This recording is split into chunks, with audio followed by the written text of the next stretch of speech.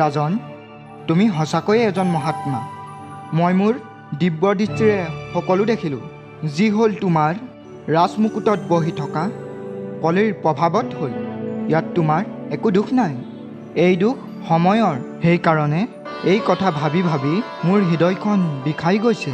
যিটো কামৰ বাবে অন্য কোনোবা দোষী, কিন্তু সেই ফল তুমি ভুগিব লাগিব।